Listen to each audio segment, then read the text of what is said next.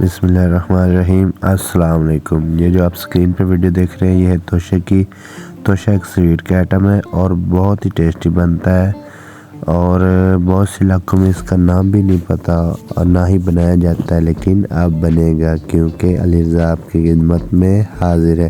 چلو اب آپ کو اس کی ریسپی دیتے ہیں۔ آپ نے خالی برتن لے لینا ہے، اس میں ڈال لینا ہے آدھا کلو پانی جس سے بھی آپ ناپ تول کے ڈالیں۔ ہم اس برتن سے ناپ کے ڈال رہے ہیں۔ پانی ڈالنے کے بعد آپ نے ڈال لینا ہے ایک پاؤ گھی، پھر آپ نے ڈال لینا جی آدھ پاؤ چینی،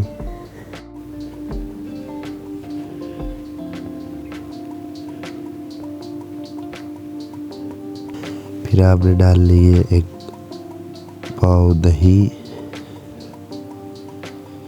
پھر آپ نے ڈالنا فوڈ کلر، اس کو اچھی طرح مکس کر لینا ہے۔ پھر آپ نے ڈالے 50 گرام ایسٹ، اسے مکس کر کے آپ نے ڈالنا ہے جی 2 کلو میدا،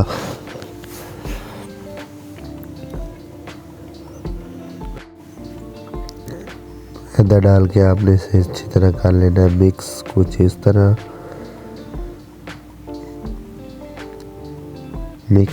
کرنا ہے، نہ زیادہ سخت ہو نہ زیادہ نرم ہو، اس طرح بالکل سیٹ کر کے آپ نے اسے پتھر پہ بیل لینا ہے کچھ اس طرح۔ اس کے لیے ہم کو ضرورت ہوگی چاس کی۔ چاس بنانے کے لیے ہم نے ایک برتن لینا ہے،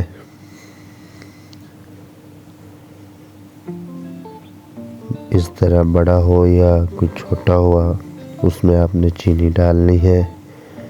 چینی ڈالنے کے بعد آپ نے اسے اچھی طرح مکس کرنا ہے۔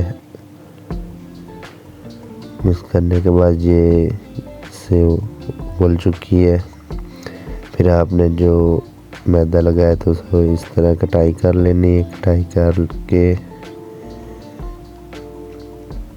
یہ کٹائی ہو چکی ہے، اسے آپ نے ڈالنا ہے جی اب گھی میں۔